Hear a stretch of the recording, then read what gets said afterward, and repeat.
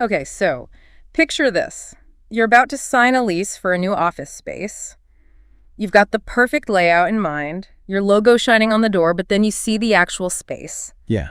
And it needs a little more than a fresh coat of paint to get it to where you want it to be. A little more love. That's where this idea of Tenant Improvement Allowance, or TIA, comes in. Yeah, it's like a hidden treasure chest in commercial real estate. Exactly. We're diving deep into this today to uncover what it is, how it works, and most importantly, How you can actually use it. how you can use it to your advantage. So let's start with the basics. What exactly is a Tenant Improvement Allowance? Well, in the simplest terms, it's money that a landlord provides to a tenant to customize their commercial space. Okay. But it's not just a freebie. Okay. It's all about negotiation. So it's more like an incentive, almost like a signing bonus to kind of sweeten the deal for you to sign a long-term lease. That's a great way to put it. Landlords, they know that a happy tenant is more likely to stay put, which means consistent rental income for them. And on top of that, those improvements often increase the property's value over time. Oh, so it's not just about making the space pretty. No. It's actually a strategic investment for both sides. Absolutely.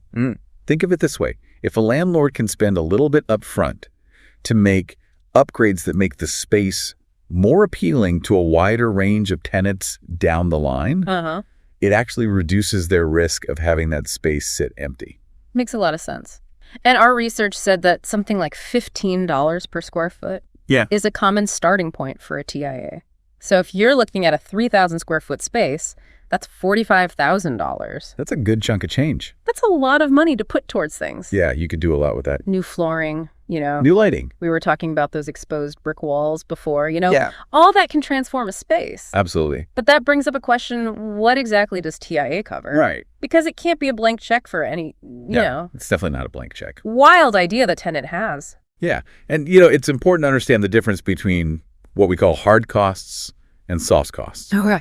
Hard costs are the actual physical changes to the space. Okay. Like new walls, flooring, HVAC systems, those types of things. So the things that would stay with the building even if a new tenant came in? Exactly. They add tangible value to the property. Okay. Soft costs are a little bit different. Those are things like design fees, permits, maybe even moving expenses. Okay. And sometimes those are partially covered by the TIA, but it's less common to have them fully covered. So it's almost like the difference between like buying furniture for your apartment and then paying the movers to bring it in. That's a great analogy. The furniture stays, but the movers are a one-time cost. Exactly. And, landlords are savvy. They're more likely to invest in improvements that benefit the property long-term, Right. not just a specific tenant. Yeah. So listeners, if you're dreaming of like a custom-built pizza oven in your new office kitchen, Right. you might have to factor that in separately. Yeah. And while a landlord might be open to some, more unique requests, especially if it means securing a good long-term tenant, Right. it's important to go into these negotiations with realistic expectations. And a solid understanding of what is standard in your local market. Absolutely. Knowing what other landlords in similar buildings are offering for TIAs can give you a lot of leverage during those negotiations. That's a whole other deep dive for another time. That is. Yeah, it's like you wouldn't walk in to buy a house and just offer the asking price. You'd want to see what comparable properties we're selling for. Exact. It's the same principle. So how do you even go about doing that? How do you research what typical TIAs are going for in your area? That's a great question. Start by talking to local real estate agents, especially ones who specialize in commercial properties. Oh, yeah. They usually have their fingers on the pulse of the market and know what landlords are offering. Okay. Online resources, industry publications can also provide some good insights. So do your homework? Do your homework. And another key thing is to have a really clear plan for your space. Right. You can't just walk in there and be like, I want it to look nice. Yeah. You really need to have... Right. It can't just be like vibes. It can't just be vibes. Yeah. You're essentially asking the landlord to invest in your vision. Right.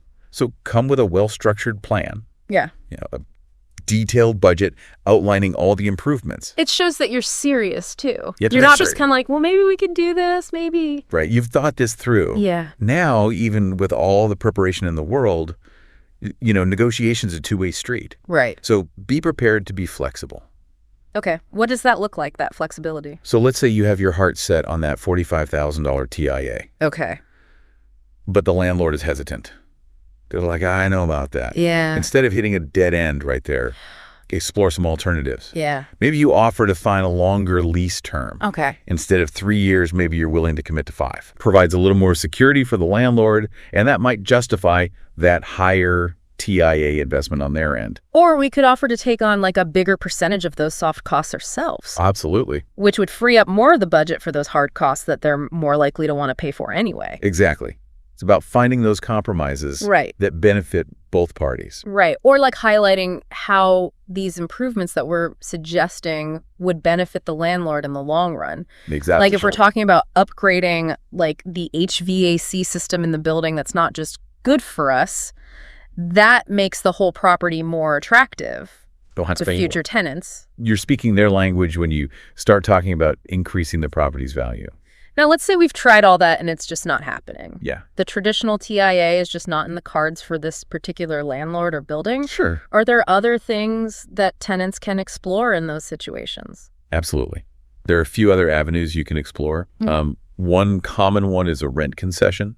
And essentially, this is where the landlord agrees to reduce the rent for a certain period. Yeah. And it offsets the cost of those improvements over time. So instead of getting the money up front, you're saving money on rent while you're doing these improvements yourself. Exactly. And that can be huge, especially for, newer businesses or startups. Right. You need that cash flow. That initial boost can be really invaluable. Yeah. And it still allows you to create a space that works for you. Right. Even without that traditional TI day. It's like a little grace period while you're getting things up and running. Exactly. Okay, now I have to ask, because I've heard this term thrown around, and I don't know that we've ever really defined it, but turnkey spaces. Oh, yeah. What is that all about? So turnkey spaces, think of it as the move-in ready option in commercial real estate. Okay. The landlord takes care of all the upgrades, the renovations up front. So you just walk in, it's ready to go? Pretty much. Right.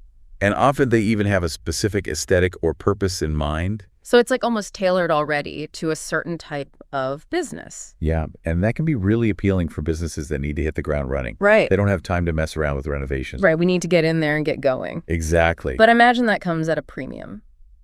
You're right.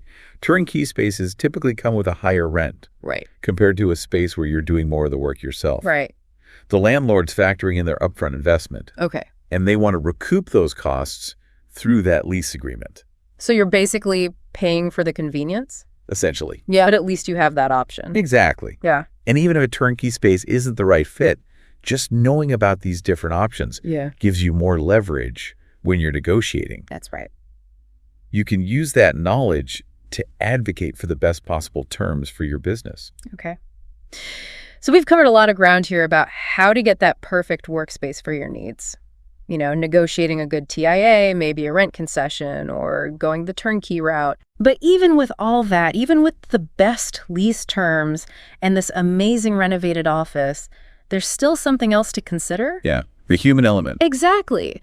Because we can get so caught up in, the square footage and the lease agreement and all that. Like logistics. Yeah, that we kind of forget about the people who are actually going to be there using this space every day. It's about more than just looking good. Right? Yeah. It's got to function well for your team. So it's about creating an environment that goes beyond just the physical space. Absolutely. It's about, fostering productivity, a sense of belonging for your employees. 100%. So as we kind of wrap up this deep dive into tenant improvement allowances, any final thoughts for our listeners as they're embarking on their own commercial real estate journeys? I always say, remember, your workspace is really an extension of your brand. Oh, that's a good way to think about it. And your company culture. Okay. So don't be afraid to let those things shine through in the design. And don't be afraid to think outside the box, too. Maybe that typical office setup isn't really what your team needs. Right. Maybe you need more collaborative workspaces. Maybe you need some quiet zones. Or even outdoor areas. Right. So think about how your team works best. It's all about what works for you. So the big takeaway here is knowledge is power, right?